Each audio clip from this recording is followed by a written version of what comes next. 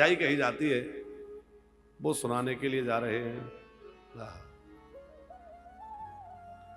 श्रीमद् भागवत में 10वें स्कंद में महाराज की कथा 5 अध्यायों में आई है। श्रीमद् भागवत में 12 स्कंद हैं और ये साक्षात श्री कृष्ण का स्वरूप कहा जाता है श्रीमद् भागवत। अब साक्षात श्री कृष्ण का वांगमय स्वरूप श्रीमद् भागवत है, तो जो 12 स्कंद हैं वो श्री कृष्ण के 12 अंग हैं। उसमें जो 10वां स्कंद है वो श्री कृष्ण का हृदय है। उसमें ये 5 अध्याय की जो रास पंचाध्यायी कथा है ये श्रीमद् भागवत के प्राण हैं। जब गीता प्रेस गोरखपुर के द्वारा श्रीमद् भागवत का लेखन का कार्य किया जा रहा था तो लिपिबद्ध करने के लिए उसको गीता प्रेस के द्वारा निकाला जा रहा था, तो हनुमान प्रसाद पोद्दार जी और कुछ विद्वानों के बीच ये चर्चा हुई कि भागवत से रास पंचाध्यायी की कथा को हटा दिया जाए, क्योंकि सब लोग इसके अधिकारी नहीं हैं, सब लोग इसको समझ नहीं पाएंगे और जो इस कथा को नहीं समझेगा वो इसमें दोष दर्शन करेगा, वो इसको साधारण नाटक समझेगा, स्त्री पुरुष की बात समझेगा। तो चीरहरण और महारास ये 2 कथाएं श्रीमद् भागवत से हटा दी जाएं, ये बात चली। लेकिन फिर निर्णय लिया गया कि नहीं, यदि भागवत से रास पंचाध्यायी निकल गई तो भागवत के तो प्राण निकल गए, और प्राण के बिना कोई कैसे रहेगा। भागवत का प्राण रास पंचाध्यायी है। ये रास की कथा बड़ी गंभीर है, बड़ी सूक्ष्म है और बड़ी रसमयी है। श्री सुखदेव जी इसका आरंभ करते हुए कह रहे हैं, भगवान पिता रात्रि शरदोत फुल्ल मल्लिका वीक्षरन्तु मनश्चक्रे योग माया मुपास्मृता योग माया मुपास्मृता। रास पंचाध्यायी के आरंभ में जो पहला श्लोक है उसमें भगवान शब्द है, माने जो लीला कर रहे हैं वो कोई साधारण मनुष्य नहीं है, वो देव नहीं है। कौन है? वो भगवान है। भगवान का मतलब होता है जो षड ऐश्वर्य संपन्न है वो परमात्मा है, वो भगवान है। समग्र ज्ञान, समग्र ऐश्वर्य, समग्र वैराग्य, समग्र श्री से समन्वित जो है वो भगवान है। तो ये जो गोपियों के साथ हम आगे सुनेंगे कि नाच रहा है, मटक रहा है, गा रहा है, वो कौन है? बोले कोई साधारण मनुष्य नहीं है, वो परम ब्रह्म है, वो परमात्मा है। तो गोपियां कौन है? गोपियां भी कोई साधारण स्त्रियां नहीं है। गोपियां जो हैं वो वह दिव्य महापुरुष हैं जो भगवत प्राप्ति के लिए अनेक जन्मों तक साधन करके ब्रज में गोपी बनकर आए हैं। कई ऋषि मुनि हैं, तपस्वी हैं, साधक हैं, वो सब ब्रजमंडल में गोपी बनकर के श्री कृष्ण प्राप्ति के लिए आए हैं। हम पिछली कथाओं में इस पर खूब विस्तृत चर्चा कर चुके हैं कि भगवान के जो पूर्व अवतार हैं, श्री राम अवतार, वराह अवतार, नरसिंह अवतार, वामन अवतार आदि आदि जो अवतार हैं, इन अवतारों में भगवान के स्वरूपों को देख करके जिन जिनको माधुर्य रस प्रकट हो गया और जिनके मन में भगवान को पति रूप में प्राप्त करने की इच्छा हुई, वो सब ब्रजमंडल में गोपी बने और भगवान उन सबकी इच्छाओं को पूर्ण किए हैं।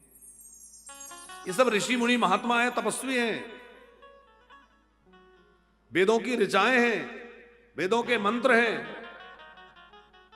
तो कोई साधारण स्त्रियां गोपी नहीं है। गोपी एक भाव है। गर्ग जी, वृंदावन में आज भी ऐसे अनेक महात्मा हैं जो है तो पुरुष शरीर में, शरीर तो पुरुष रूप में है, लेकिन वो अपने आप को श्री कृष्ण की गोपी मानते हैं। हम कृष्ण की गोपी हैं। श्री जी मैयर में भी हैं। हाँ, वो संतों का भाव है। अच्छा, एक बात है, संतों के भाव को तो शायद आप समझ ना पाए, पर भगवान शंकर महादेव हैं, पर वो भी वृंदावन में गोपी बन के आते हैं कि नहीं? वो आज भी गोपी बन के विराजमान है। गोपीश्वर महादेव आप दर्शन करने गए होंगे तो गोपी बन के बैठे। तो गोपी किसी स्त्री का नाम नहीं है। गोपी का मतलब कोई ब्रज की छोरी नहीं। गोपी मतलब एक भाव है जो श्री कृष्ण के लिए पूरी तरह समर्पित है। वह भक्त, वह जीव गोपी है। गोवी ही इंद्रिय ही भक्ति रसम पिबति इति गोपी। अपने प्रत्येक इंद्रिय से कृष्ण रस का ही पान करे। आंख देखना चाहे तो केवल कृष्ण को, और कोई बात कुछ ना देखना चाहे। कान यदि सुनना चाहे तो केवल कृष्ण की कथा, और कुछ नहीं। ब्रज की गोपी क्या कहती है कि धोखा हो दूसरो नाम कढ़े, रस नाम के काली हरा हल बोरो, बावेरी बे अखियां जर जाए, जो सावेरो छाड़े निहारत गोरो। समझ में आया? आवाज बहुत गूंज रही है। धोखे हूं दूसरो नाम कड़े। धोखे से भी हमारी रसना से कोई और नाम निकलता है तो ऐसी रसना गल के टपक जाए। हम ऐसी रसना को मुख में नहीं रखना चाहते जो कृष्ण के अतिरिक्त कुछ और बोले।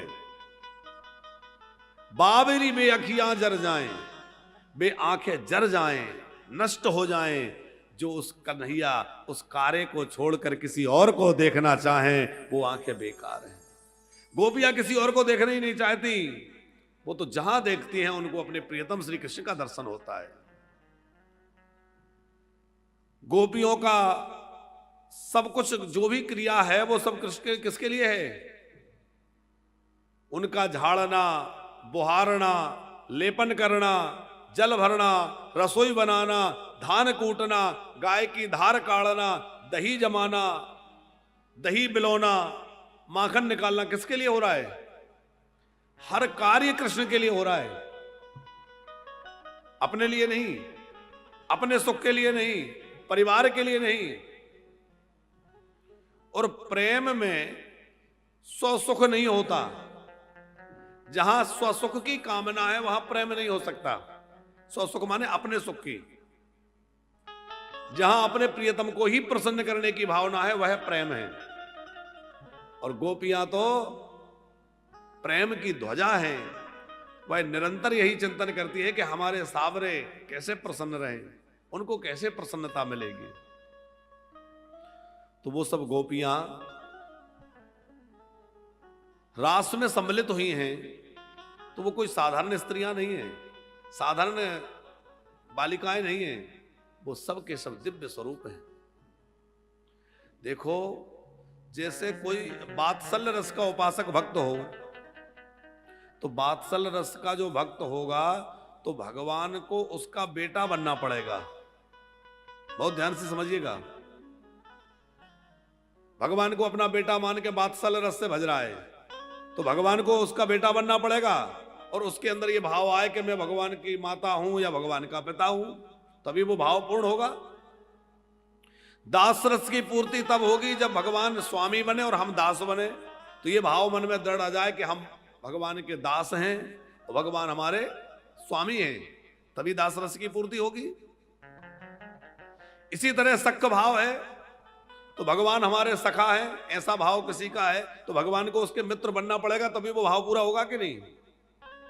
इसी तरह जो माधुर्य रस के भक्त हैं तो वो ये मानते हैं परमात्मा हमारे प्रियतम हैं, तो भगवान को उनका प्रियतम बनना पड़ेगा, तभी वो भाव पूर्ण होगा। इसलिए भगवान श्री कृष्ण के रूप में उनके प्रियतम बन करके उन सबको स्वीकार करते हैं कि इन भक्तों का भाव परिपूर्ण हो जाए।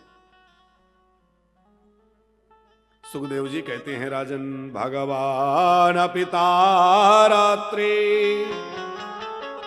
शरदत फुल्ल मल्लिका। तारात्रि वह रात्रियां, एक रात्रि नहीं। देखो प्रसंग क्या है, शरद पूर्णिमा का अवसर है और शरद पूर्णिमा की संध्या का समय है। शरद पूर्णिमा के संध्या काल में श्याम सुंदर अपना श्रृंगार स्वयं किए नित्य प्रति श्री कृष्ण का जो श्रृंगार होता था गर्ग जी, वो यशोदा मैया करती हैं। यशोदा जी लाला को बड़ा सुंदर काजल लगाती हैं, बेणी गूंथ देती हैं, उस बेणी में सुंदर मोरपंख धारण करा देती हैं, गले में सुंदर मालाएं पहना देती हैं, पीतांबरी धारण कराती हैं, कटी काचनी सब सजा देती हैं।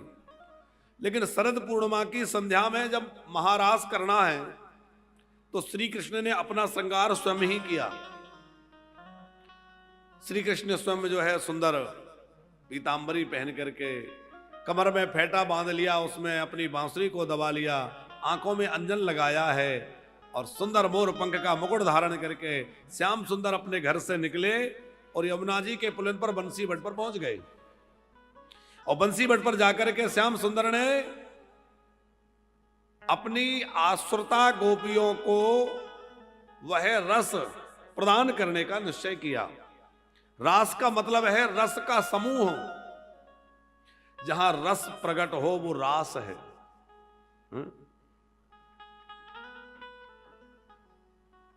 परमात्मा रस रूप है, रसो वै सहा। उस रसो वै सहा परम ब्रह्म ने उन जीवों को वह प्रेम रस प्रदान करने का निश्चय किया है और प्रेम रस जहां लुटाया है उसी का नाम है रास।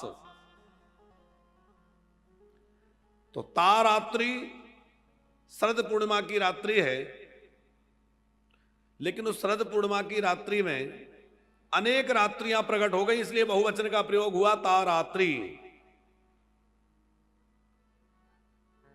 क्योंकि सब रात्रियां भी अपने आप को सफल करना चाहती हैं, हम सफल हो जाएं, हमारे ठाकुर जी लीला करने वाले तो हम भी वहां प्रकट हो जाएं। ठाकुर से सज धज करके यमुना पुलिन पर आए हैं। पूर्व दिशा में बड़ा सुंदर चंद्रमा प्रकट हो रहा है, जो 16 कला से संपन्न है। यमुना जी की निर्मल धारा बह रही है, सुंदर हिलोरे यमुना जी में उठ रही हैं, शीतल मंद सुगंध वायु बह रही है, वृक्षों में बड़े सुंदर पुष्प खिले हुए हैं, फल लदे हुए हैं, भ्रमर गुंजन कर रहे हैं, मयूर नाच रहे हैं, पक्षी कलरव कर रहे हैं, सरोवरों में कमल खिले हुए हैं, पक्षियों की चहचहाहट बड़ी ही सुंदर लग रही है। संध्या का काल है और श्याम सुंदर उस वन की शोभा को देखकर बड़े प्रसन्न हैं। वीक्षरंतु मनश्चक्रे, श्याम सुंदर ने मन धारण किया। देखो भगवान को मन नहीं है, भगवान बिना मन के हैं, लेकिन अब भक्तों को आनंद देना है तो भक्तों के लिए भगवान ने मन स्वीकार कर लिया।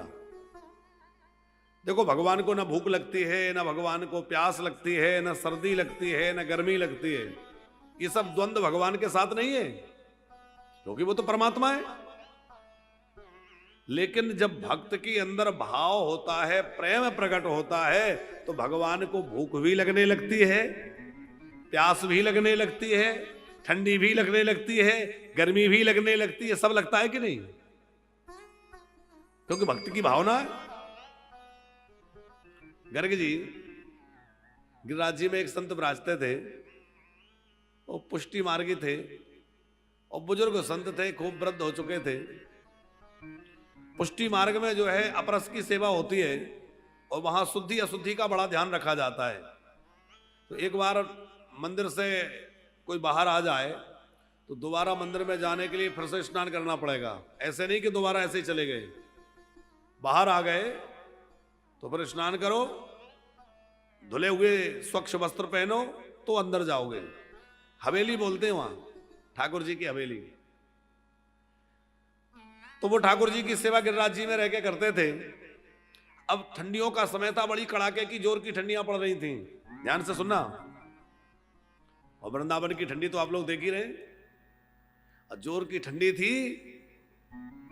रात्रि में कन्हैया को सुला करके अपने जो सेवा के ठाकुर जी थे, लाल जी छोटे से, उनको सुलाया, दूध भोग लगाया, सुलाया और रजाई वजाई उड़ा करके, और अब लाला आप आराम से सोइयो, अब हम बाहर चले, हम भी अब विश्राम करेंगे। ऐसा कह के बाबा बाहर गए। अब ठाकुर जी को तो लीला करने की आदत है? जैसे ही बाबा बाहर गए तो ठाकुर जी ने आवाज लगाई, ये इसी कलयुग की घटना है। और इस कलयुग में भी प्रकट होकर भगवान सेवा के ट्रेन करते हैं। अनेक भक्तों के साथ ऐसी लीलाएं भाई। ठाकुर जी क्या बोले, बाबा बाबा। बाबा ने कहा क्या हुआ? बोले रजाई खसक गई, थोड़ी ठंड लग रही है, आके ठीक कर दो ना। अब बाबा को लगा कि लाला को ठंड लगी होगी, तो बाबा ने तुरंत ठंडे पानी से स्नान किया। अब बाबा बेचारे बुजुर्ग तो थे ही, ठंडे पानी से स्नान किया, धुले हुए वस्त्र धारण किए, अंदर हवेली में मंदिर में गए और जाके ठाकुर जी को बढ़िया रजाई वजाई उड़ाई। लाला ठंडी ना लग जाए, ठीक से ओढ़ के सोइए। बढ़िया से उड़ा दिया, सुला दिया। अब ठाकुर जी सो गए, बाबा बाहर फिर से निकले और थोड़ी देर हुई थी, फिर कन्हैया ने आवाज लगा दी, बाबा बाबा आज बहुत जोर की ठंड है, मुझे ठंड लग रही है, और उड़ाइए। फिर बाबा ने स्नान किया, फिर ठंडी में वस्त्र बदले और फिर अंदर गए, फिर कुछ और उड़ाया। अब आराम से सोइए। अब फिर उड़ा के सुला करके और फिर जैसे ही बाबा बाहर आए तो तीसरी बार कन्हैया ने फिर आवाज लगा दी, बाबा देखो यहां एक बिल्ली बैठी है, इससे मुझे बहुत डर लग रहा है, एक बार आके इस बिल्ली को भगाओ ना। अब बाबा को थोड़ी खीज आ गई, ये कितना परेशान कर रहा है, बड़ी जोर की ठंडी है और ऐसी ठंडी में ये बार बार मुझे नहला रहा है और जानबूझ के परेशान करने के लिए बुला रहा है। बाबा ने नहाया, कपड़े बदले, अंदर गए और जाकर के बोले, क्यों रे कन्हैया, तुझे रावण कुंभकर्ण से तो डर नहीं लगा, तुझे हिरण्याकश्यपु हिरण्याक्ष से डर नहीं लगा, तू पूतना अकासुर बकासुर से डरा नहीं, इन राक्षसों से तुझे डर नहीं लगा और इस बिल्ली से डर लग रहा है, तू बिल्ली को भगा नहीं सकता। इतना सुनते ही कन्हैया उठ के बैठ गए और कहने लगे, बाबा या तो मुंह को भगवान ही मान लो और या मुंह को अपनो लाला मान लो, दो बातें ना चलेंगी, एक कुछ मान लो। यदि तुम मुझे भगवान मानते हो तो मेरे को पर किसी से कोई डर नहीं है, ना मुझे ठंडी लगती है ना भूख लगती है, मुझे ये सब कुछ नहीं चाहिए, मैं इन सबसे अलग हूं। भगवान मानते हो तो फिर मुझे कुछ नहीं चाहिए, लेकिन यदि अपना लाला मानते हो तो मुझे ठंडी भी लगती है, गर्मी भी लगती है, भूख भी लगती है, प्यास भी लगती है, डर भी लगता है, सब लगता है, फिर तो आपको ही मेरा ध्यान रखना पड़ेगा। बाबा ने हृदय से लगा लिया, कन्हैया तू तो मेरा लाला है, जगत के लिए तू भगवान होगा, मेरे लिए भगवान नहीं है, मेरे लिए तो तू मेरा लाला है, मेरा कन्हैया है? तो भक्त के भाव के कारण भगवान मन धारण कर लेते हैं, भगवान को भूख प्यास लगने लगती है, वरना भगवान के अंदर भूख प्यास नहीं है। अब कई लोग ये तर्क देते हैं कि भगवान को क्या भोग लगाना, वो तो परमात्मा है, सबको खिला रहा है, हम उसको क्या खिलाएंगे, तो उसको क्या खिलाना। और सच्ची बात है, हम उसको खिला भी नहीं सकते, हम क्या खिलाएंगे, वो तो परमात्मा है। लेकिन केवल परमात्मा मानने से बात नहीं बनेगी, उसको अपना लाला मानते हुए, अपना कुछ संबंध जोड़ते हुए उनको अपना मान करके और प्रेम पूर्वक उन लाला से लाड़ लड़ाइए, तो उनके अंदर वह भाव प्रकट हो जाएगा, जो आपकी भावना है उस भाव की पूर्ति करने के लिए भगवान वैसा स्वरूप धारण कर लेंगे, वैसी लीला करने लग जाएंगे। अब गोपियों का माधुर्य रस है, तो उन गोपियों के लिए श्री कृष्ण जो है उनसे मिलन के लिए आए हैं। भगवान पिता रात्रि शरदोत पुल्लो मल्लिका वीक्षरन्तु मनश्चक्रे योग माया मुपास्फुरता योग माया मुपास्फुरता। योग माया का श्री कृष्ण ने आश्रय लिया। ये योग माया कौन है? ये हमारी श्री किशोरी जी श्री राधा रानी हैं, ब्रह्मानुनंदिनी श्री राधा जी ही वो योग माया है जो जीव और ब्रह्म को जोड़ने वाली है। यद्यपि आचार्यों ने ऐसा भी अर्थ किया है गर्ग जी कि वो योग माया जो है वो भगवती जगदम्बा है। तो तो बोले ये बात कैसे सार्थक सिद्ध कैसे होगी? बोले जिस समय भगवान प्रकट होने वाले थे तो प्रकट होने से पहले उन्होंने भगवती जगदम्बा को कहा है कि नहीं कि हे जगदम्बा तुम जाकर के और यशोदा की बेटी बन जाओ और मैं देवकी के गर्भ से जन्म लूंगा। तो तुम मेरे इस लीला कार्य में सहायक बनो। तो वहां किसको भेजा है? योग माया को भेजा है कि नहीं? तो बोले वो योग माया जो है वही योग माया को यहां स्मरण किया है। तो प्रश्न उठा के यहां उनको क्यों बुलाया? यहां उनकी क्या आवश्यकता है? बोले यहां उनको इसलिए बुलाया है कि रास का प्रकरण है और रास में जो है नाचना गाना साज श्रृंगार सब होगा। तो वो सब वस्तुएं कहां से उपस्थित होंगी? अभी हम लोग कथा सुनेंगे कि गोपियां अपने घर से आईं तो कोई सारंगी मृदंग पखावज कुछ लेके तो नहीं आई, खाली हाथ आई हैं। जो जैसी थी वैसी आ गई। और जब हम कथा सुनते हैं रास की, आप रास प्रकरण पढ़िए तो वहां श्याम सुंदर की बांसुरी तो बजी रही है और मृदंग बज रहा है, पखावज बज रहा है, सहनाइयां बज रही हैं, तरह तरह के वाद्य गोपियां बजा रही हैं। तो वो इतने तरह तरह के वाद्य और उस महारास का वह दिव्य साज श्रृंगार कहां से उपस्थित हो गया? कहां से आयो? तो बोले वो योग माया ने प्रकट किया, इसीलिए योग माया का आश्रय लिया, योग माया को बुलाया। बोले योग माया से कहा आओ और रास की भूमिका तैयार करो, रास का साज सजा दो। ऐसा भी आचार्यों ने अर्थ किया है। पर बहुधा अधिकांश आचार्यों ने यह माना है कि राधा रानी का ही स्मरण श्याम सुंदर ने किया है, क्योंकि प्रेम धन लुटाने वाले हैं। तो प्रेम धन लुटाने के लिए तो राधा रानी ही खजाना है? वही तो लुटाएंगी। इसलिए उनको बरसाने वाली कहते हैं, जो निरंतर कृपा बरसाएं, करुणा बरसाएं, वो बरसाने वाली हैं। हम लोग भी श्री जी से प्रार्थना करें एक और कृपा की हम पर भी कर दो हे श्री जी, ताकि हम भी ठाकुर जी को प्राप्त कर सकें, हम पर भी प्रभु की कृपा हो जाए। एक और कृपा की कर दो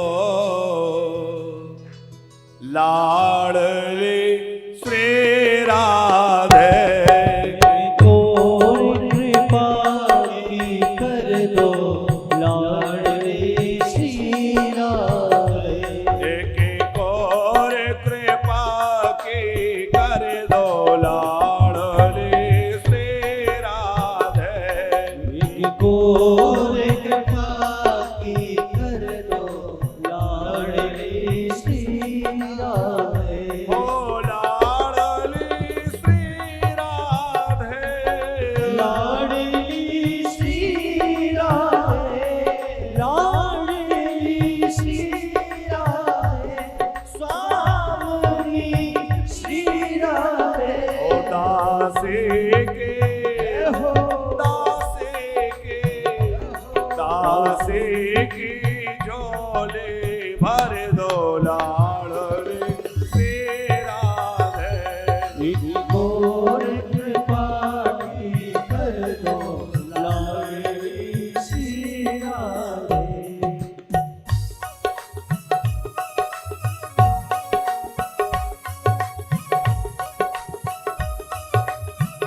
श्री राधे।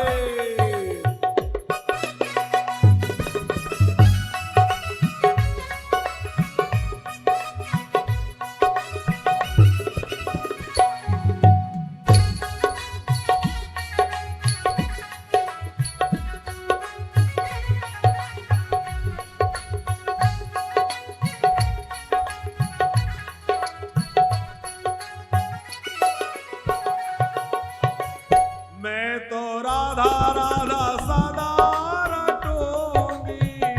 मैं तो राधा राधा सदा रटूंगी। तेरे द्वारे से कभी ना हटोगे।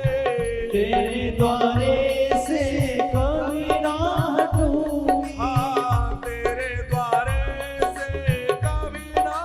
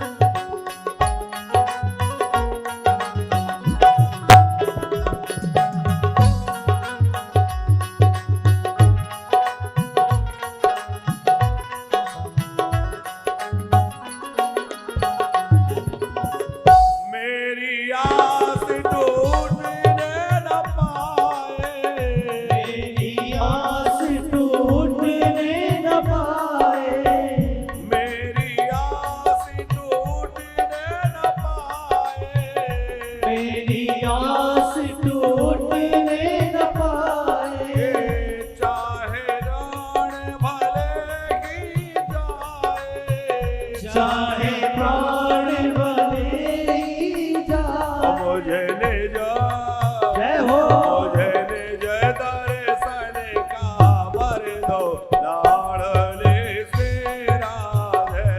एक और कृपा की कर दो लाडली श्री राधे। दासी की झोली भर दो लाडले श्री राधे। दासी की झोली भर दो लाडली श्री राधे।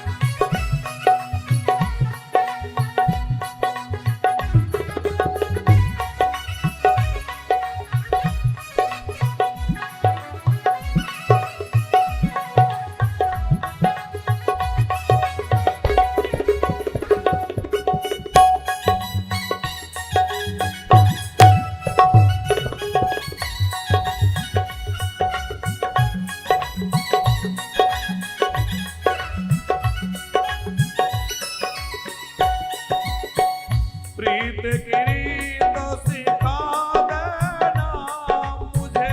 प्रीति की रीत सिखा देना मुझे।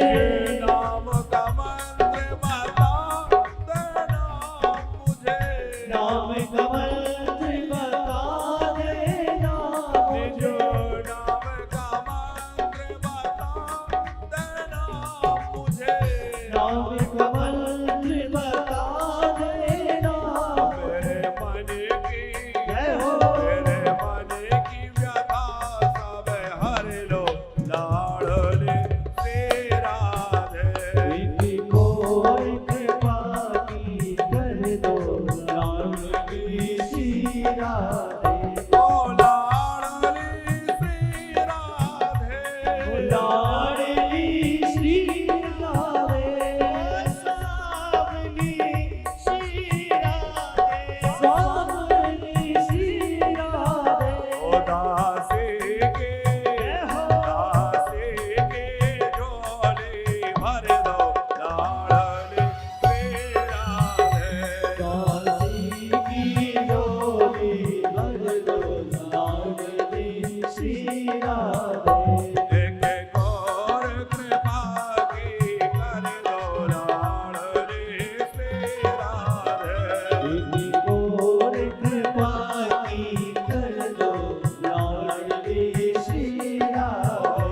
ओ लाडली श्री राधे। लाडली श्री राधे। सोई श्री राधे। सोरी श्री राधे। लाडली श्री राधे। सोरी श्री राधे।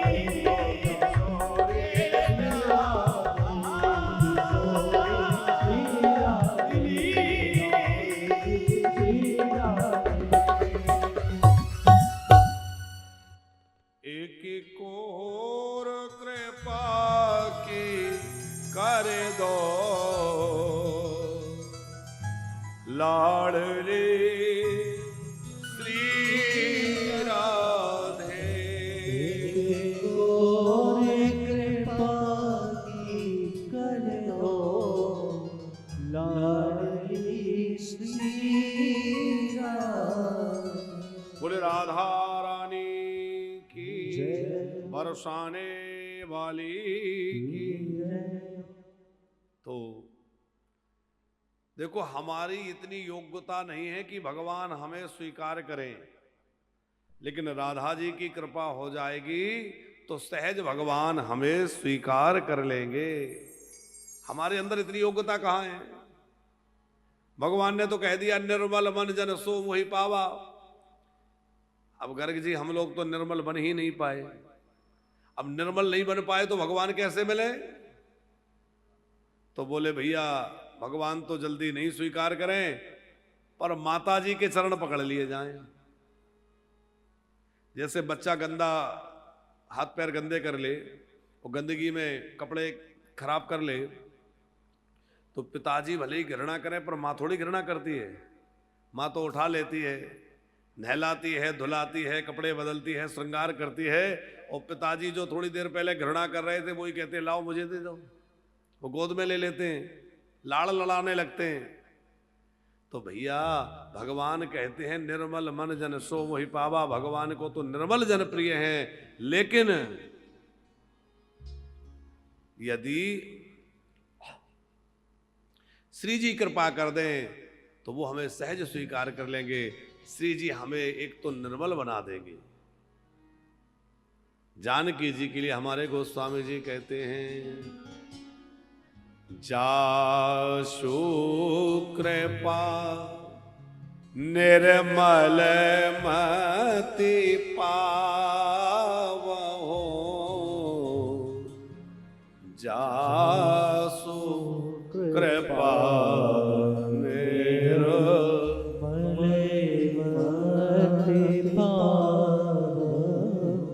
जनक सुता जग जननी जानकी, जनक सुता जग जननी जानकी, अतिशय प्रिय करुणानधान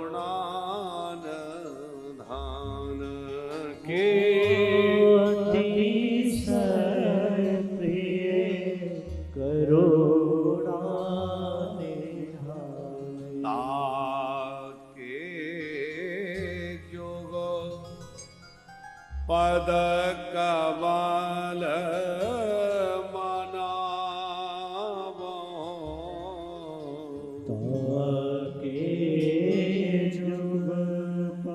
पद कमल जासु कृपा निर्मल मति पावो, जासु कृपा निर्मल मति पावो। निर्मल मति देने वाली श्री किशोरी जी हैं। बड़ी करुणा है उनके अंदर।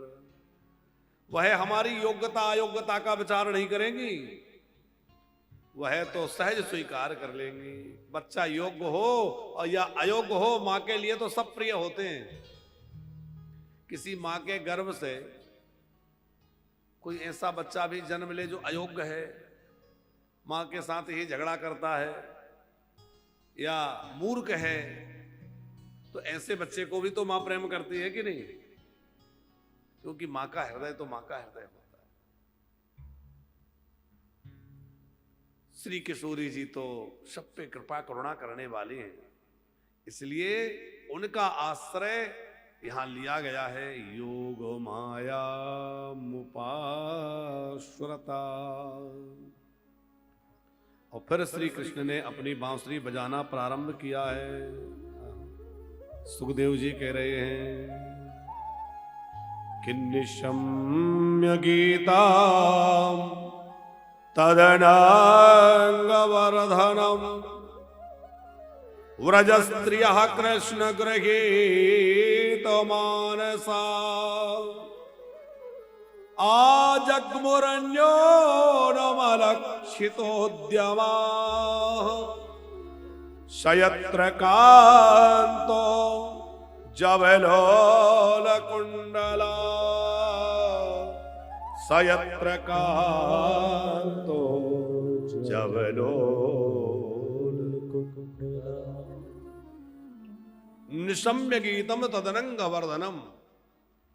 अनंग माने कामदेव, काम का वर्धन करने वाली श्याम सुंदर की बांसुरी बजी। अभी कोई साधारण काम की चर्चा नहीं है, ये निष्काम भगवत प्रेम को ही यहां काम कहा है। निष्कपट, निष्काम, निश्चल जो भगवत प्रेम है उसको ही यहां काम कहा है। वह उस प्रेम का उद्दीपन करने वाली, उस भगवत मिलन की व्रह की अग्नि को बढ़ाने वाली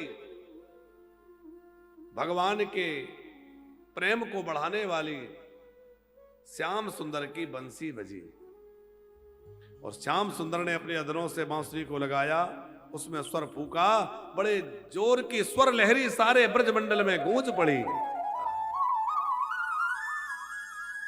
ब्रजस्त्रिया कृष्ण गृहीत मानुषाः, ब्रज की स्त्रियों का चित्त उस बांसुरी ने अपनी ओर खींच लिया।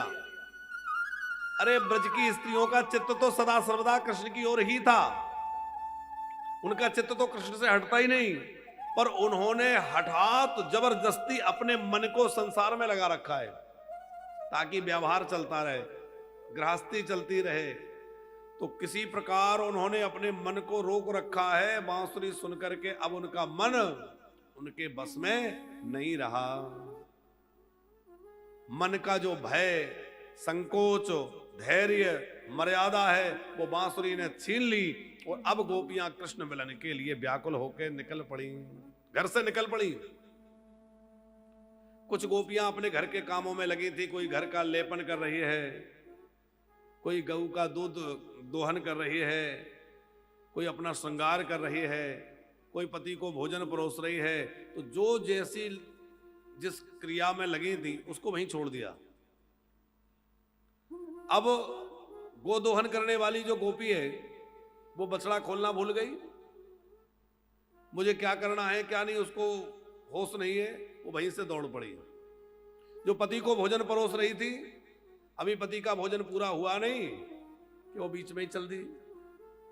कोई बच्चे को दूध पिला रही थी, अतरप्त तो रोता हुआ बालक छोड़ के चली गई। कोई श्रृंगार कर रही थी, एक आंख में अंजन लगाया है, दूसरी में लगाया ही नहीं, उल्टा पुल्टा श्रृंगार धारण कर लिया। कैसे श्रृंगार, कहां क्या धारण करना है वो भी याद नहीं। दुह्यंत्यो व्ययौ कश्चिद, दुह्यंत्यो व्ययौ काश्चिद दोहम हित्वा समुत्सुकाः पयोधिसर्त संयाम मन उद्वास्य अपराययौ। वो गोपियों का चित्त तो इतना ज्यादा बांसुरी ने खींच लिया कि अब उनको कुछ होश नहीं रहा। और जो अपने होश नहीं रहा तो फिर किसी दूसरे का कैसे याद रहे कि किसको बुलाना है, किसको कहना है कि चलो चलो। हजारों हजार गोपियां बंसीवट की ओर चल दी।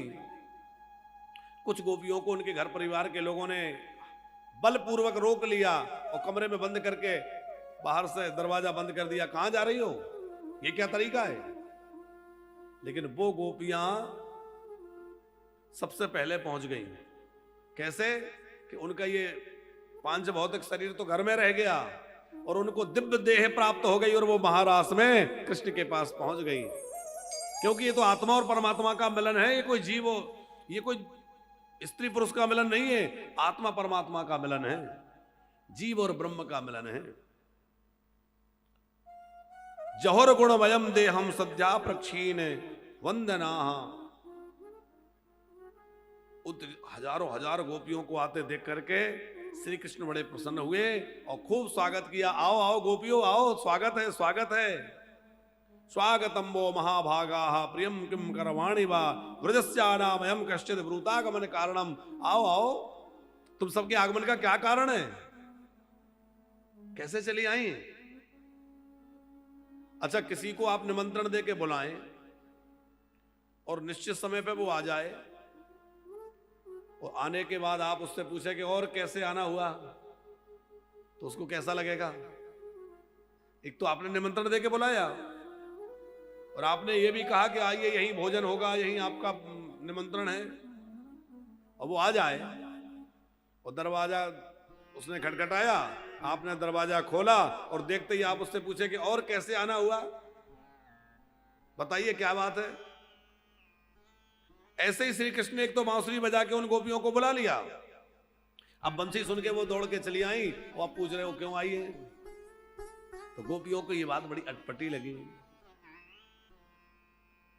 श्री कृष्ण बोले, देखो ये रात्रि का समय है, रजन्य सा घोर रूपा घोर सत्वर शेष पिता, ये रात्रि का समय है, ये जंगल का स्थान वन प्रदेश है और इस तरह तुम लोगों का अकेले आना बिल्कुल भी ठीक नहीं है। अरे तुम्हारे परिवार के लोग तुम्हें ढूंढ रहे होंगे, तुम्हारे माता पिता भाई बंधु खोज रहे होंगे कहां चली गई।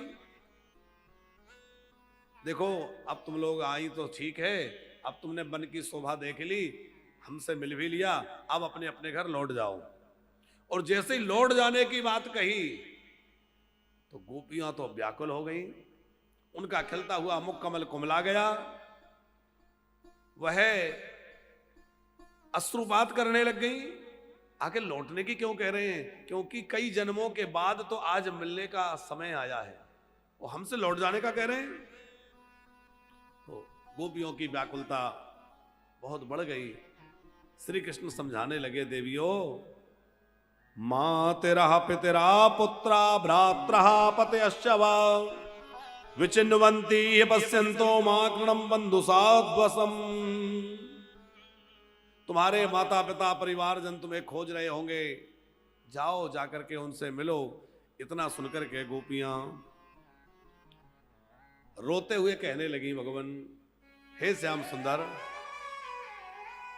आप कह रहे हैं कि माता पिता, पर आप ये तो बतलाइए कि हमारे माता पिता जो हैं, इस शरीर के माता पिता तो घर में हैं, पर इस आत्मा का पिता कौन है? इस आत्मा की मां कौन है? शरीर का माता पिता तो कोई भी है, ठीक है, और जितनी बार शरीर मिले उतनी बार माता पिता बदले कि नहीं? हर बार जब जब शरीर धारण किया तो कोई नए माता पिता मिले, पर आत्मा के माता, आत्मा का पिता, आत्मा का बंधु बांधव कौन है? वो तो परमात्मा है। तो आज हम उस आत्मा के बंधु बांधव के पास आइए। हम केवल आपको जानती हैं और किसी को नहीं, क्योंकि संत लोग गाते हैं ना, तुम्हें माता च पिता तुम्हें बंधु च सखा, तुम्हें सब कुछ आप ही तो हैं, फिर क्यों लौटने के लिए कह रहे हैं? तो श्री कृष्ण ने समझाया, देवियों तुम सब पतिव्रता नारियां हो, और पतिव्रता नारी का पति धर्म है पति की सेवा करे। इस तरह से चली आए, ये तो पतिव्रता का काम नहीं है। तो पतिव्रता नारी की महिमा श्री कृष्ण ने समझाई। देवियों, पति चाहे जैसा हो, दुस्सीलो दुर्भगो वृद्धो जड़ो रोग्य धनोपि वा पति स्त्रीभिर्नहातव्यो लोकेषु विरपातकी। अरे किसी स्त्री का पति यदि भाग्यहीन हो, दुस्सील हो, वृद्ध हो, जड़ हो, मूर्ख हो, निर्धन हो, ऐसा भी पति हो तो भी स्त्री को उसका त्याग नहीं करना चाहिए। हां, यदि पति पातकी है, पापी है, तो पापी पति का त्याग किया जा सकता है। देवियों, तुम सब तो पतिव्रता हैं, लौट जाओ। सब बोली के देखो, शरीर का पति तो कोई हो, पर आत्मा का पति कौन है? हम लोग आरती में गाते हैं ना, तुम हो एक अगोचर सबके प्राणपति। सबके प्राणपति भगवान है, इन प्राणों के पति भगवान है। अब हम संसार के पति के पास नहीं जाना चाहते, अब तो हम परम पति आपके पास आई हैं, हमारा त्याग मत करिए। श्री कृष्ण ने पतिव्रता नारियों का महत्व समझाते हुए कहा, देवियों जानती हो, एक पतिव्रता नारी थी और उसका जो पति था वो तो बेचारा मजदूर था, मेहनत करके लौटा, थका हुआ था। उसको पत्नी ने भोजन जमाया, अब वो थका हुआ था तो पत्नी की ही गोद में सिर रख करके सो गया। पत्नी उसका सिर दबाने लग गई। अब क्या हुआ कि उसका एक छोटा सा बच्चा था, खेलते खेलते वो आगे बढ़ा तो उधर अग्निकुंड था, और स्त्री ने देखा कि ये बालक तो अनजान है, अबोध है, ये अग्नि में जाके गिर जाएगा। लेकिन यदि मैं बच्चे को बचाने के लिए उठ के जाती हूं तो पति बेचारे थके हुए हैं, इनकी आंख लग गई है, इनकी निद्रा भंग हो जाएगी, मेरा धर्म नष्ट हो जाएगा। क्या करूं? अब दुविधा हो गई कि नहीं? इधर पति की निद्रा टूटती है और नहीं बचाने जाती हूं तो बच्चा आग में गिर जाएगा, क्या करूं? पर सोचा कि मैं पति की सेवा से वंचित नहीं होंगी, पति की सेवा से नहीं हटूंगी। तो पति की सेवा करती रही, सर दबाती रही, वो सोते रहे। और बस बच्चा जो है जाके अग्नि में गिर गया। बड़ी देर बाद जब पति उठा तो वह हड़बड़ा करके अपने बच्चे को देखने गई, जाने क्या हुआ होगा। पर पता है क्या हुआ? श्री कृष्ण कह रहे हैं, गोपियों, अग्नि की भीषण लपटों के बीच बच्चा खेल रहा है, एक रोम भी अग्नि उसका जला नहीं सकी। ये पतिव्रता नारी के पातिव्रत की महिमा है कि अग्नि उसके लिए शीतल हो गई, अग्नि उस बच्चे को जला नहीं सकी। इतना प्रभाव, इतना प्रताप पतिव्रता नारी का है। एक गोपी बोली, आपने बहुत बढ़िया कथा सुनाई। बिल्कुल ठीक है कि पातिव्रत की महिमा बहुत ऊंची है। पातिव्रत के प्रभाव से सावित्री अपने पति को यमराज से छुड़ा के ले आई थी। लेकिन हम भी कुछ कहना चाहते हैं। कहो। बोले, एक पत्नी जो थी वो पति की बहुत सेवा करती थी। अब गोपियां सुना रही हैं श्री कृष्ण को, ध्यान से सुनना। बहुत सेवा करती थी और नियम था कि नित्य प्रति ये पहले पति का दर्शन करती, फिर घर के कामकाज करती, स्नान के बाद पति की दर्शन करती, प्रणाम करती। एक दिन उसका पति कहीं परदेश जाने लगा। उसने कहा, आप चले जाएंगे तो मेरा क्या होगा, मैं तो आपके दर्शन के बिना नहीं रह सकती, आपका दर्शन करने का मेरा नियम है। पति ने कहा, जाना तो पड़ेगा, बहुत आवश्यक कार्य है। तो पति ने क्या किया, अपनी एक मूर्ति बनवा दी, गर्ग जी, और मूर्ति रखवा दी। बोले, मैं जा रहा हूं तो मेरी मूर्ति में ही मेरा दर्शन कर लिया करना, जल्दी लौट आऊंगा। अब वो बड़ी निष्ठा पूर्वक मूर्ति में अपने पति का दर्शन करती, पति की पूजा वहीं कर लेती। कुछ दिन बीत गए।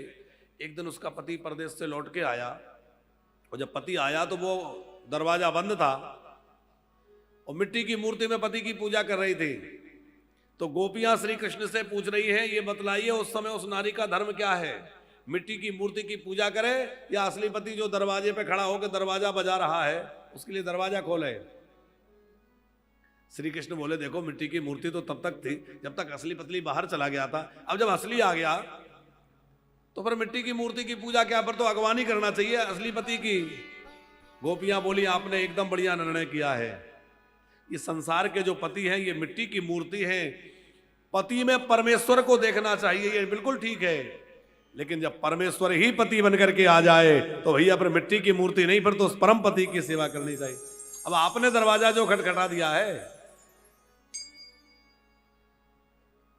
आप हमें धर्मों का उपदेश दे रहे हैं, पर आप ही कहते हैं सर्वधर्मान प्रत्यज्य माम एकम शरणम ब्रज, सब धर्मों को छोड़ के मेरी शरण में आ जाओ। इस सब धर्मों को छोड़ने का मतलब क्या है? सब धर्मों को छोड़ने का मतलब है कि जो लोक धर्म है, पुत्र होने का धर्म, पति होने का धर्म, पत्नी होने का धर्म, भाई होने का धर्म, ये सब धर्म है कि नहीं? इन सब धर्मों का निर्वाह करना चाहिए। इन धर्मों का निर्वाह करते करते करते एक ऐसा समय आएगा कि इन सब धर्मों से हट करके भगवान की शरण में पहुंच गए, और फिर और कोई धर्म नहीं, केवल भगवत धर्म। क्या? भगवान की शरणागति। लेकिन ये तब संभव होगा जब हम देह भान से ऊपर उठ जाएं, शरीर में हमारी आसक्ति ना रहे। गर्ग जी, ये तभी सफल होगा। अब हम लोग शरीर के ही सुख में पड़े हैं, थोड़ा सा मान अपमान हमारे लिए परेशान कर देता है, और हम बात करें सब धर्मों को त्यागने वाली, तो कैसे बात बनेगी? है? हंसना और गाल फुलाना एक साथ नहीं हो सकता।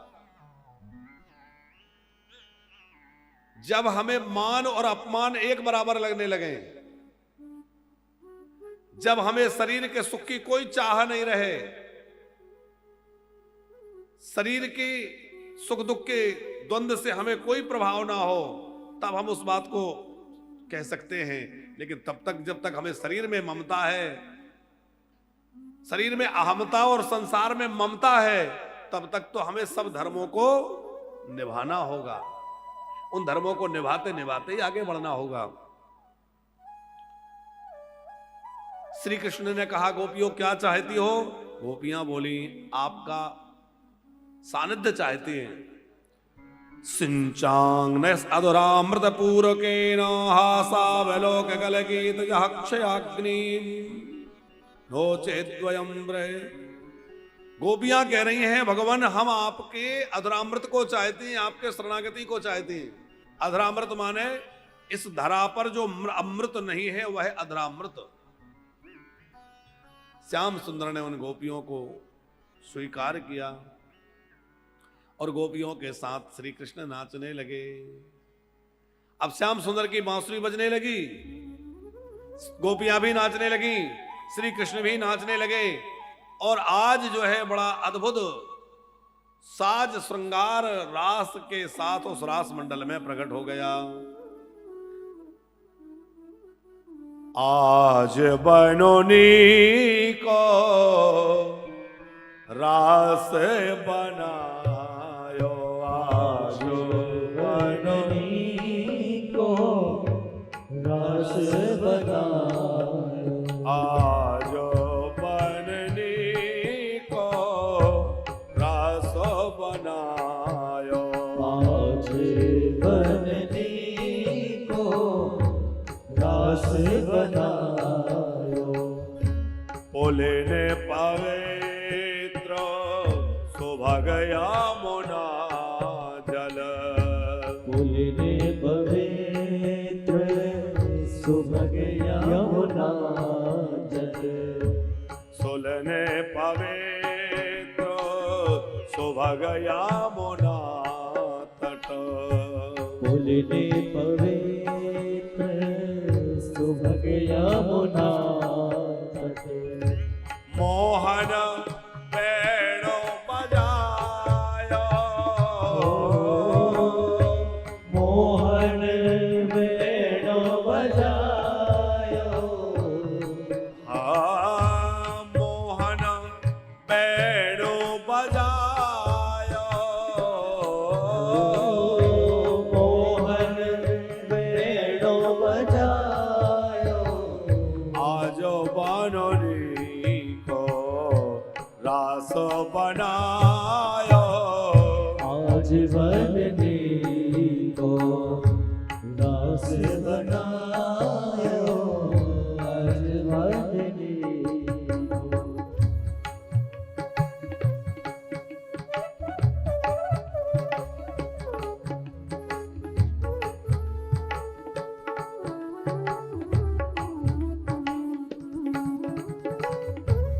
देखो वृंदावन में बैठे हैं और उस रास का अनुभव करिए कि भाई अद्भुत रास हो रहा है।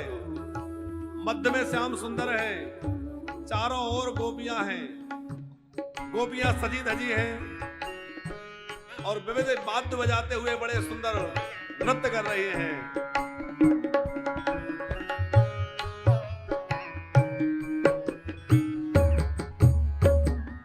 कल कंकण के कणिनो पुरो धोनी, कल कंकण के कणिनो पुरो धोनी, सोने खागा ब्राग साचु पायो,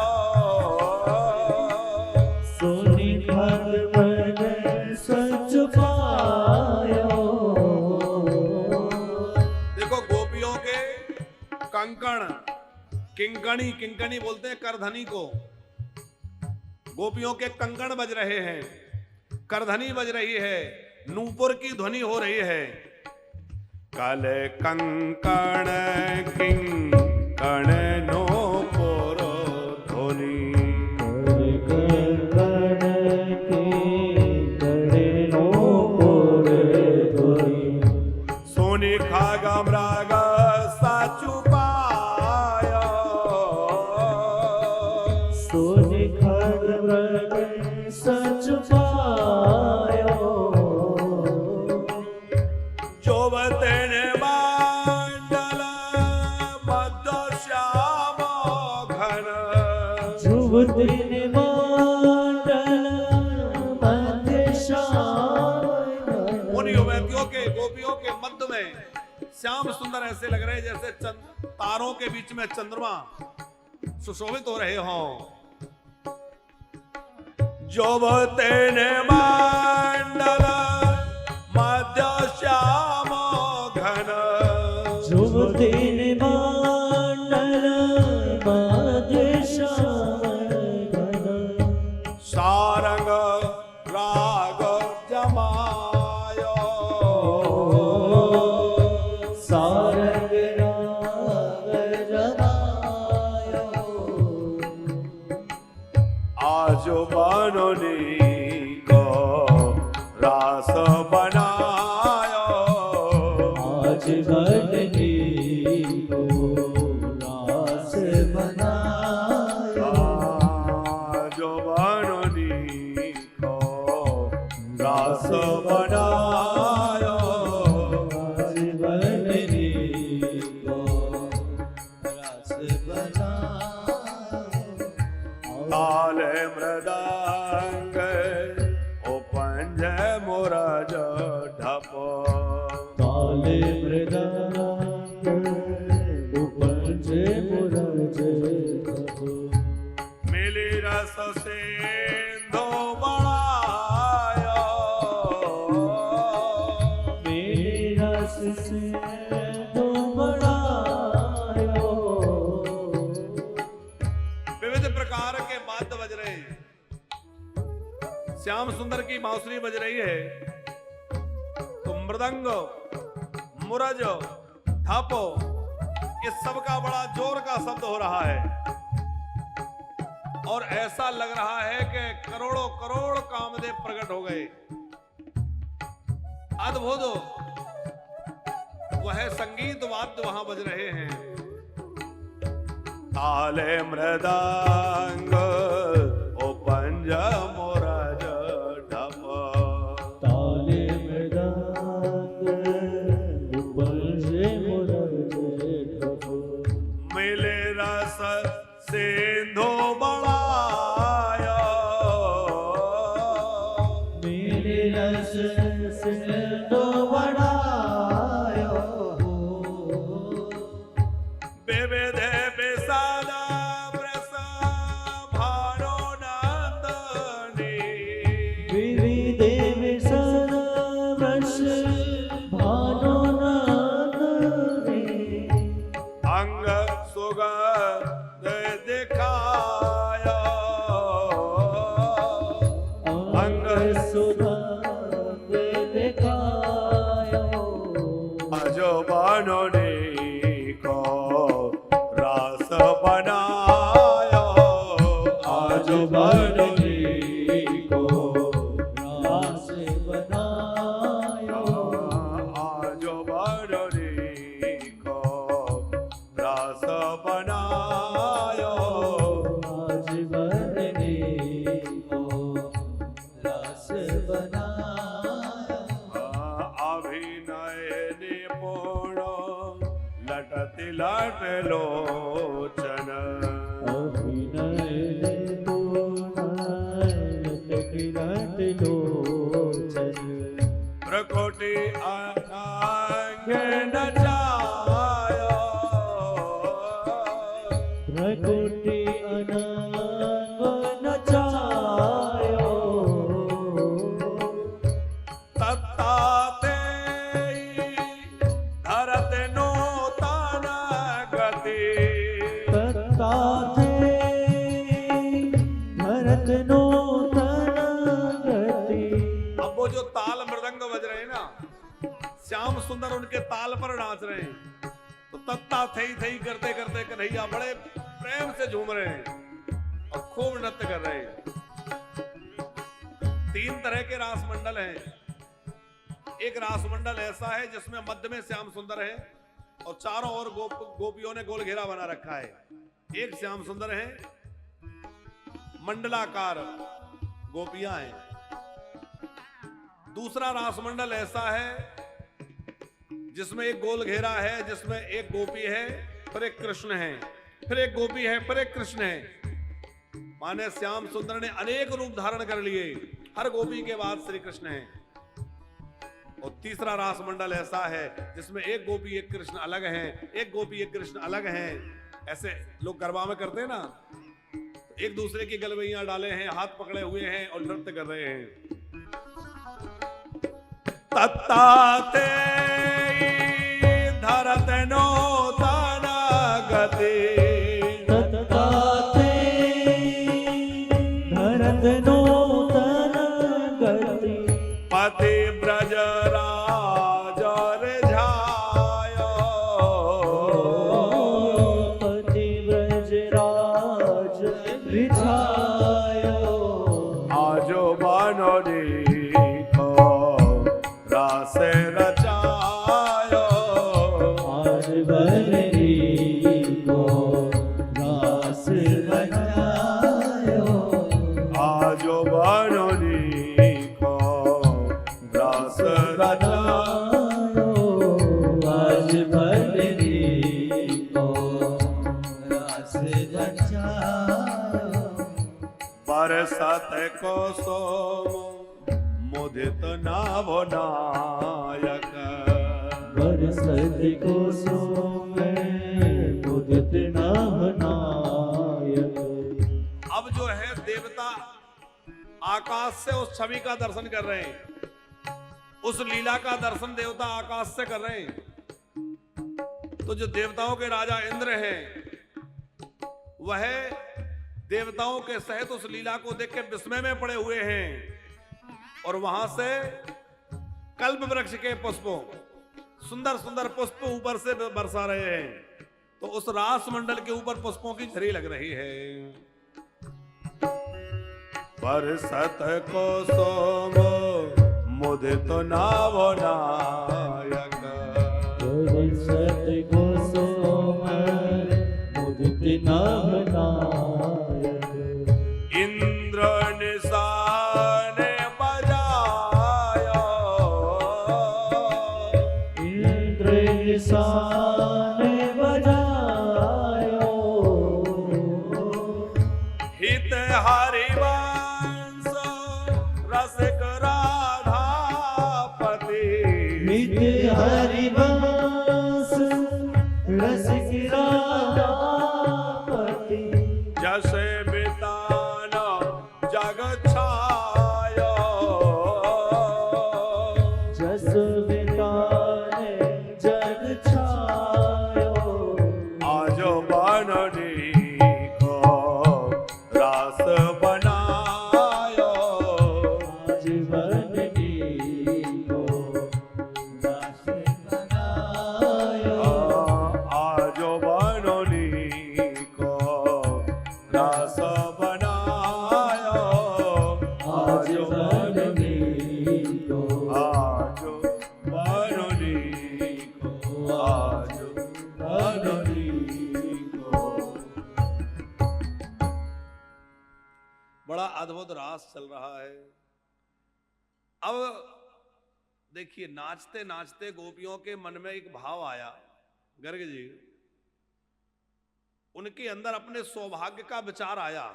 बहुत ध्यान से सुनिएगा। गोपियों को लगा के देखो हमारा भाग्य कितना ऊंचा है। जो सौभाग्य ऋषि कन्याओं को, देव कन्याओं को, राज कन्याओं, जो अनंत कोटि ब्रह्मांड के मालिक हैं, जो परमात्मा हैं, वो हमारे साथ नाच रहे हैं। अच्छा, नाच भी कैसे रहे कि नाचते नाचते किसी गोपी की चोटी ढीली हो गई तो श्याम सुंदर उसकी चोटी गूंथने लग गए। गजरा निकल गया तो उसका गजरा लगा रहे हैं। कोई गोपी की चुनरी खसक गई, उसकी चुनरी ठीक कर रहे हैं। कोई गोपी की पायल छूट कर गिर गई तो पायल उठा के उसके पैर में पायल बांध रहे हैं। कोई थक गई, उसके चरण दबा रहे हैं। अब हम पहले ही कह चुके हैं कि ये कोई स्त्री पुरुष का नाटक नहीं है, ये जीव और ब्रह्म का एक लीला का अद्भुत रहस्य है। उन अपने प्राण प्यारे भक्तों को प्रभु हर चेष्टा से आनंदित करना चाहते हैं। और गोपियों के मन में सौभाग्य अनुसंधान जगा तो उन गोपियों के मध्य से भगवान रास बिहारी एकदम अंतर ध्यान हो गए, ओझल हो गए। तासाम तत्सौभगमदं वीक्षमानं च केशवः प्रसमाय प्रसादाय तत्रैव वान्तरधीयते। ठाकुर जी अंतर ध्यान हो गए। अब श्री कृष्ण अंतर ध्यान हुए तो सब गोपियां व्याकुल हो गई। कहां गए, कहां गए, अरे कन्हैया कहां है, अरे श्याम सुंदर कहां है, ढूंढने लगी। अब उनका तो कोई अता पता नहीं, तो दूर दूर तक ढूंढने लगी, लताओं के पीछे, कंदराओं में, गुफाओं में, झाड़ियों में, और जब ना मिले तो उनकी व्याकुलता और बढ़ती चली गई। सहसा श्याम सुंदर हमें इतना आनंद लुटाकर कहां चले गए, इस प्रकार कैसे चले गए। उनकी व्याकुलता इतनी अधिक बढ़ गई गर्ग जी कि अब उन्हें यह भी होश नहीं रहा कि किससे पता पूछें और किससे ना पूछें। ये स्थिति कभी कभी हो जाती है। एक बार हम कहीं दर्शन के लिए गए थे तो जंगल में रास्ता भूल गए।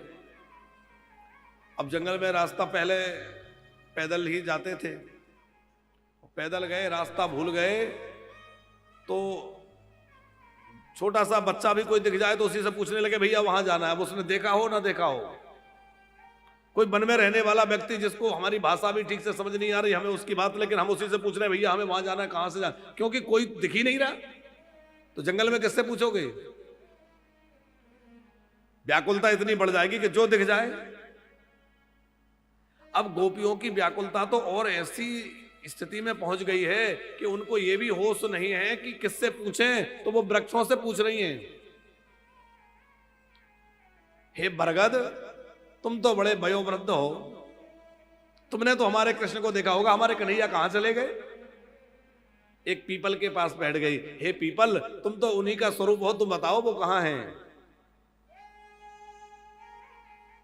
वृक्षों से पूछ रही थी। एक बोली सुनो, ये वृक्ष उत्तर नहीं देंगे क्योंकि ये पुरुष जाति के वृक्ष हैं, इनको हम स्त्रियों की वेदना का कोई अनुभव नहीं है, ये हमारे सहायक क्यों बनेंगे, इनको तो अपने बड़प्पन का अभिमान है। अब आपस में ही चर्चा कर रही हैं, कहां चले। बोले हम स्त्री जाति की वनस्पतियों से पूछें। तो स्त्री जाति की जो तुलसी है, जूही है, चंपा है, मालती है, उन लताओं से, औषधियों से पता पूछने लग गई।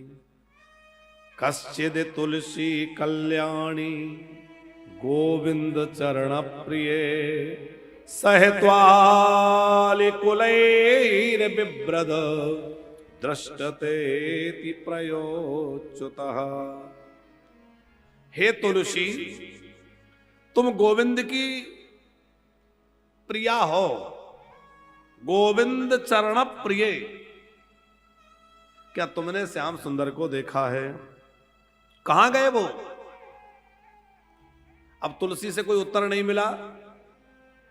एक बोली अरे इसको भी अहंकार हो गया है, लगता है ये भी गर्विष्ठ हो गई है, क्यों बतलाएगी।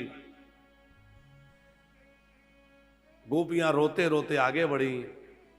अच्छा आप थोड़ा विचार करिए कि औषधियों से, लता पता, वृक्षों से पता क्यों पूछ रही हैं। गर्ग जी, जो वृंदावन के वृक्ष है ये साधारण नहीं है। वृंदावन के वृक्ष को मरम न जाने कोई। यहां वृक्षों के रूप में ऋषि मुनि महात्मा बैठे हैं, बड़े बड़े साधक बैठे हैं, उद्धव जी जैसे महापुरुष बैठे हैं, लता पता बन के, वृक्ष बन के, औषधि बनकर, कोई साधारण नहीं है। जब जानकी जी का हरण हुआ तो राम जी किससे पूछ रहे थे, पशु पक्षियों से पूछ रहे थे कि नहीं। आपने रामायण पढ़ी, राम जी कह रहे थे हे खग मृग हे मधुकर श्रेणी तुम देखी सीता मृग ने। हे खग मृग, हे पशुओं, हे पक्षियों, क्या तुमने हमारी मृगनयनी जानकी को देखा है। अब आप विचार करिए कि राम जी परम ब्रह्म हैं और वह पशुओं से, पक्षियों से जानकी जी का पता पूछ रहे हैं, क्यों। एक तो यह है कि प्रेम की एक अवस्था ऐसी हो जाती है कि ये होश नहीं रहता किससे पूछें। और दूसरी बात एक ये है कि जो पंचवटी के आसपास पशु पक्षी विचरण कर रहे हैं वो कोई साधारण पशु पक्षी नहीं है। खग मृग तनुधारी देवा और आय करहे रघुनायक सेवा। देवताओं ने देखा कि राम जी पंचवटी पर विराज रहे हैं और हम देवताओं के लिए राम जी वनवास का दुख भोग रहे हैं, तो देवता ही खग मृग पशु पक्षी बन करके और पंचवटी के आसपास रहने लगे। क्यों? आय करें रघुनायक सेवा। राम जी की सेवा के लिए वो पंचवटी के आसपास आकर के कौन रहने लगा? देवता। तो राम जी जब माया मृग के पीछे गए तो जानकी की जिम्मेवारी लक्ष्मण जी को तो सौंपी, पर वन दिस देव सौंप तब सीता। वो बन के जो देवता जो रहने वाले थे पशु पक्षी के रूप में, उनसे कहा कि जानकी का ध्यान रखना। तो राम जी पूछ रहे हैं खग मृग से, लेकिन उसका भाव क्या है?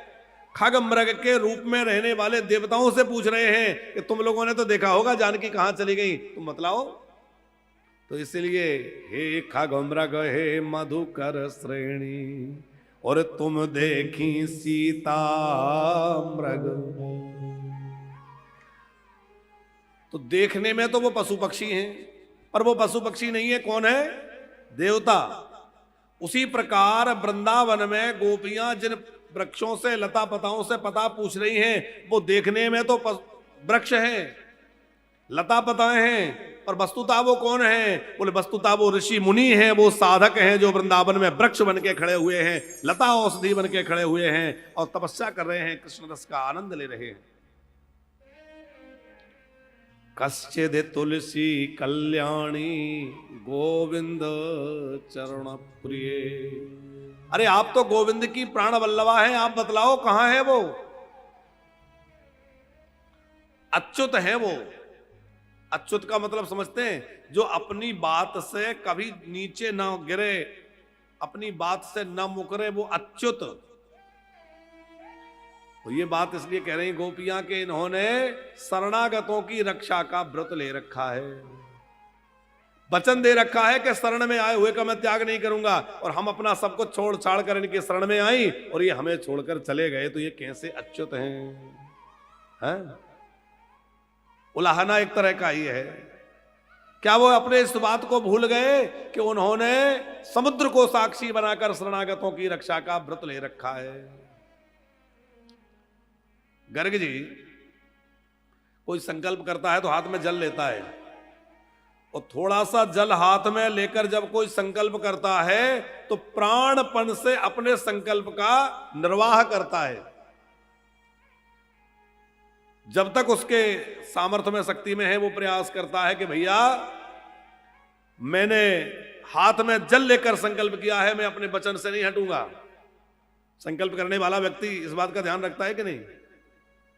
और राम जी ने हाथ में थोड़ा बहुत जल लेकर संकल्प नहीं किया, बल्कि समुद्र को साक्षी बना करके और शरणागतों की रक्षा का व्रत ले रखा है, संकल्प ले रखा है। कब? विभीषण की शरणागति में। राम जी कहते हैं मैं शरण में आए हुए का त्याग कभी नहीं करूंगा। शक्रदेव प्रपन्नाय। तो राम जी कहते हैं मैं शरणागत का त्याग नहीं करूंगा, ये मेरा व्रत है। तो वही राम है और वही कृष्ण है, कोई अलग तो है नहीं। राम और कृष्ण अलग हैं क्या? एक ही हैं, अलग नहीं है।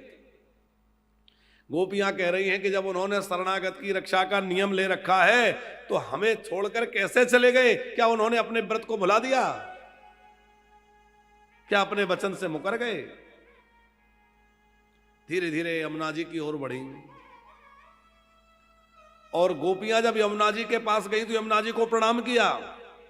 यमुना जी से प्रार्थना करी कि हे यमुने, हमें कृपा करके श्याम सुंदर से मिला दो, हम उनसे बिछुड़ गए।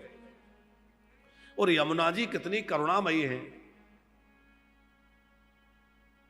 यमुना जी को प्रणाम करके गोपियां लौटी। आप आश्चर्य करेंगे, भागवत में स्पष्ट तो नहीं लिखा, लेकिन उसका भाव वहां से प्रकट होता है। क्या? कि गोपियों को यमुना जी ने रास्ता दिखा दिया। क्या रास्ता दिखलाया? बोले जैसे ही वो प्रणाम करके लौटी तो यमुना जी के पुलिन पर श्याम सुंदर के चरण चिन्ह उनको दिखाई दिए। जो कोमल बालू है उसमें कृष्ण के चरण चिन्ह हैं, और वो जान गई कि अरे देखो देखो ये चरण चिन्ह है, इधर गए हैं, ये चरण चिन्हों से पता चलता है कि वो इधर गए। तो रास्ता मिल गया कि नहीं? रास्ता किसने दिखाया? यमुना जी ने। भैया यमुना जी के आश्रय ले लो, अवश्य गोविंद की कृपा प्राप्त हो जाएगी। यमुना जी बड़ी जल्दी कृपा करती हैं।